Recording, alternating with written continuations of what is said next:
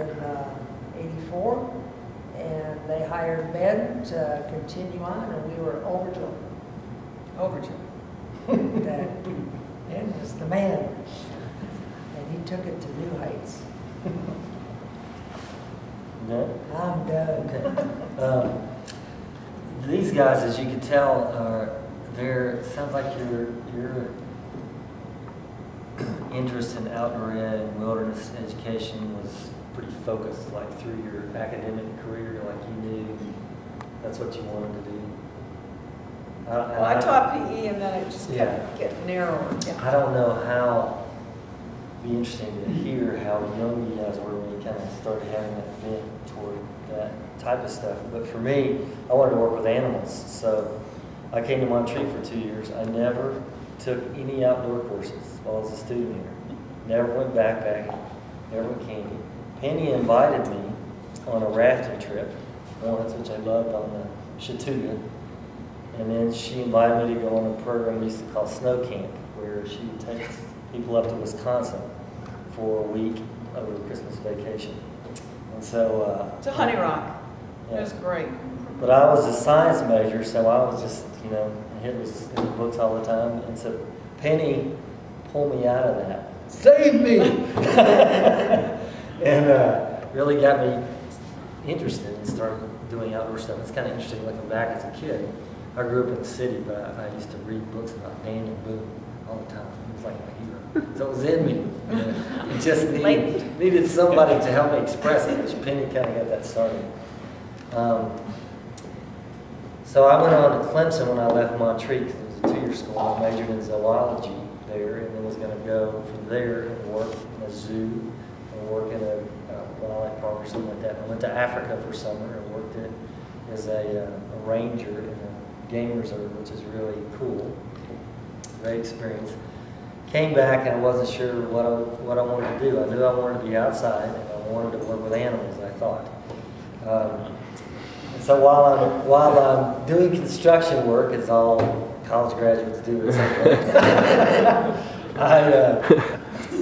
Jake called me one day and said, hey, why don't you come work for me during the summer?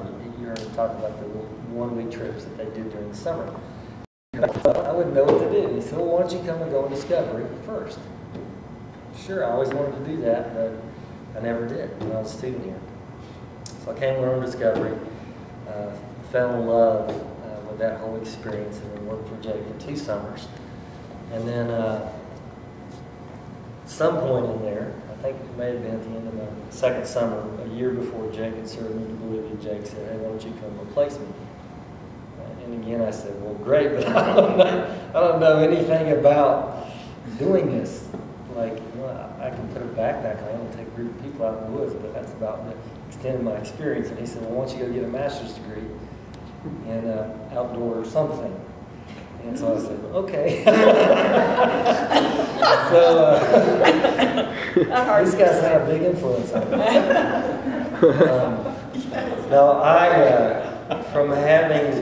I just knew my passion was outdoors and my passion was changing to people. God was just showing me that as Jake and Penny have alluded to, is that there's a really incredible experience that can be gained from going out in the woods with a group of people, even if it's just for a couple of days. Just bonding, the growth, the stress, all of that is life-changing, as it was for me.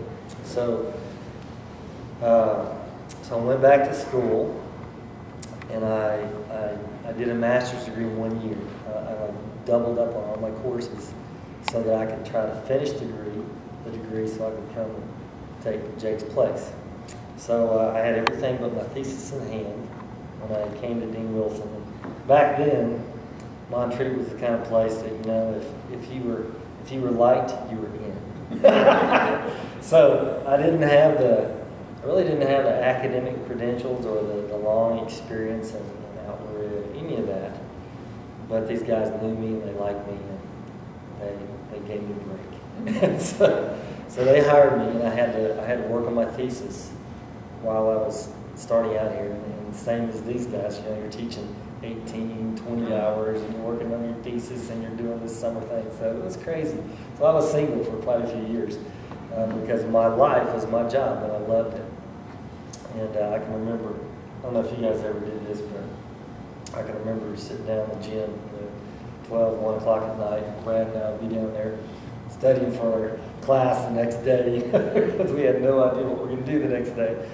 And then sometimes I'd be so tired. We had this rack that Jake had built with sleeping bags. And I would just fall in the sleeping bags and sleep in the gym. You know, and wake up in the morning, go upstairs, take a shower, you know, in the gym and come down and ready to go, you know, 8 o'clock class. I'm right there. I did that a number of times. So it was fun. It was a blast. And, but seriously, as you can tell, I had no clue how to teach. I had no education courses in college, maybe in zoology. But I had some good examples, and I had a good group of students my first year who just put up with it. And basically, it was on-the-job training for me because I had, not only did I have no idea how to teach, but I had no idea really what this was all about. All I knew is I loved discovery. I loved what outdoor experiences did to people, and I wanted to be involved in it. So for me, unlike these guys, I didn't have the background in this, but God gave me people like Brad and other experiences that kind of helped get me up to speed in the first couple of years. So I did some outward bound things, and I started doing some ropes course things, and I started doing Knowles. And for me, Knowles is the National Leadership School is a big learning thing for me. Because I went there, you know, and I'm teaching how to do it not this way, but they're teaching how to do it this way. And I'm like, oh, that's much better. So anyway, I ended up, went back to Knowles and took their instructor's course and ended up working for them during the summer when I had time. So I kind of had 3 jobs there at one point. You know, you work for the college during the year, and then you run the summer program, which is kind of a separate job. And then you go and work for Knowles too, and then occasionally you go and help build a ropes course. So you did the Cove Camp, the first one. That. So anyway, it was crazy, but it was fun, and it's the kind of thing that hopefully some of you will experience when you graduate and you go into some outdoor field where you're just passionate. And you know, if there were, 1,000 hours in a week, you would spend 1,000 hours doing it because you just love it, and that's the kind of experience it was. Montreat was still 2 years. Do you remember when you switched over? Sounds good. At some point in there, we began to recognize. Well, I was the only person in my department, just like these guys were, in terms of kind of running the thing. And there were always coaches, kind of doing their thing too. We kind of worked together, but we kind of didn't because we all kind of did our own thing. And we began to. I worked with Brad in the natural science department. Lloyd Davis was kind of our head of our department. And so as I interacted with these guys, I began to realize, our majors are leaving Montreat with very little, if any, science background. Ding, ding, ding, the zoology background starts kicking in a little bit, and I'm thinking, we need to pull in more science for our majors, and we need to broaden their horizons a little bit. And we still want to give them those experiences so they can work in camps, etc. But there's a lot of other fields out there. And as I began to work with Knowles, my heart was, I want to get Christians in the secular environment, working with non-Christians to impact people's lives in those arenas, as well as continue to get Christians working in Christian camps. But I just felt like there's this huge arena out there that Christians aren't involved in. That we need to train people to get out there and get involved in people's lives. So interacting with the science department, we began to kind of toss around this new concept of outdoor education. And up until this point, the degree was called outdoor recreation, and the focus was more so on camping, Christian camping, and training students for that field. But as we began tossing around these ideas, we recognized that there's opportunities with the National Park Service, there's opportunities in Knowles and Outward Bound, there's opportunities in lots of different fields if you throw in that science element. And outdoor education was becoming popular out west in California. It was kind of starting to move east some, and it was popular up in the north and coming down. So we were kind of the last bastion of outdoor educationalist society in the U.S. So it just kind of was a natural progression that we need to move toward outdoor ed. And as we shifted to a four-year college, then that seemed to be also a natural step. Let's bring in more science and education, and let's broaden the scope of this program. So Jay Guffey, who was a student who had now kind of started teaching part-time, and Brad and I, we kind of slowly began to develop some new courses and add some things, and eventually at some point we made the plunge and changed it to an outdoor ed degree. We just happen to have a handout. In the spirit of, this is actually a handout that came out in the Reflections magazine a few years ago, and I'm sure they have this on computers somewhere, but we ought to really see if we could get 100 copies of this made up, because it would be a really nice thing for OE folks to have. It's a timeline. Ben did the graphics on this timeline at the bottom, and it's sort of the history of Discovery, the Outdoor Education Department, Outdoor Recreation, and Environmental Studies. And there are 3 different ranges and ridges here that you can kind of see these pathways on, along with some pictures and history of the program. And on the back, there's an article about Jake. There is an article about backcountry and about a student who came back, Randy Olson, who many of you knew. There's an article about our newest student to go on to get a PhD and come back to teach at Montreat College, Andrew. Andrew right here. And then there's a history of Discovery as well. So checking my handout, I note that in 1994, it went from outdoor recreation to outdoor education as a So, and that was a real exciting time, because we were adding lots of new courses, and we seemed like every year there was a new course that we had to learn. We were passionate about it, so we didn't care how much time it took us to develop these new things, because we felt like it was good. It's what needed to happen, and it was really going to have an impact on students' lives and as they went out to work on other people's lives as well. So during all this transition, we were also continuing to grow these little mini discoveries. We still call the week summer trips Discovery also. And we were finding that we were running into some problems, because Jake had done such a good job of bringing groups from all over the place. We had groups from Michigan and Florida and everywhere, and they were coming down, and they'd get there, at 10 o'clock at night, and they didn't have anywhere to sleep. And they couldn't stay in the dorm while, so we just, throw them on the floor in the basement, and that was fine with us. But some of the administration in the college had a problem with that because of health standards and those kinds of things. So we began to wrestle with the idea of we need to grow this program, and it is growing, and we would like to have a separate facility, kind of like a camp, off campus. And at one time, and you might want to mention this a little bit because you talk about it, but there was a camp that the college rented or owned or Rented, I guess. Little Pisgah that is still in existence. It was maybe a 30-minute drive from here. And Jake used to run camp out of there. And then I don't know all the ins and outs of that, but that was given back, or we stopped leasing that for whatever reason, and then we ran it out of here.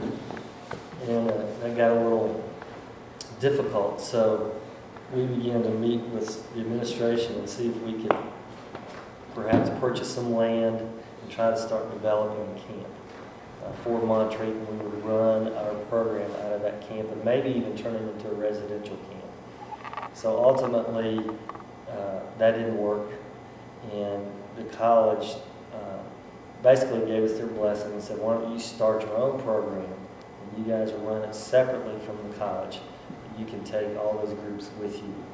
So that's what we did. So we needed to give it a new name. We called it Backcountry, and bought some property up on the Parkway, went in huge debt, and made some errors in judgment in terms of finances, and thankfully we were able to pay our bills every month. But at this point, I think Jay was involved, and then there were several others that were helping out. And at one point in there, Jay took over the Backcountry program and started running that, and I was just focused at the school. Anyway, so Backcountry kind of stumbled along for a little while there, and still had groups coming, but struggling financially because we were kind of a fledgling organization, even though we've been around a while. And we had big dreams, but not enough capital to make it happen, basically. We wanted to keep our wilderness thing, but also try to develop a residential camp. And so at some point, the board that had been brought on for that camp recognized we need to cut our well, we didn't need to cut our losses. There weren't losses. We just need to sell the property and consider coming back to Montreat and see if we can work out. So basically that happened not too long ago. 3 years. Yeah, so I'm kind of jumping ahead of you now. Brad can probably tell you more about that because he was more involved here in that. And then John, who we're very thankful is here, is a big part of getting Backcountry going again, and really reestablishing that and growing it. So I'm very excited about that. For me, the best part of this program was discovery. If I could have done, 26 consecutive discoveries in a year, I would have, because it was, you're outside. You're with people, and you're just in a very real situation where God works. Every day you're praying prayers for God to answer because you're in great need, and you see God move, and you see God do some really cool things in that community. So I have a real heart for that program, and I'm glad it's still going, and hope it's around as long as the college is. So I left here in '95, and basically felt like, for me, I don't know that I didn't feel particularly called to anything like Jake was called to the mission field. I didn't feel that. I just knew I'd given everything I had, and there was nothing left. And it was time for somebody else to come in and really take it to the next level. And I was ready for something different. So we ended up doing construction again for a little while, trying to kind of figure out what I was going to do next when we left in '95. And I ended up moving to California, and we worked with the Park Service for a little while, and worked in a couple of camps out in California, which was some really good learning time, and God really used that in our family and our lives. So anyway, so when I left, Jay, who wishes he could be here, took over, and he was one of my students, and so that was exciting for me to see Jay step in, and he just took it places I never could have. And so it's been really, really encouraging for me to see just at every step of this program, God just knew what was needed. Amen. So. It's also very neat just how, Ben was a student, came back, worked with the program. Jay was a student that Ben and I both had in classes, and he came back and worked in the program.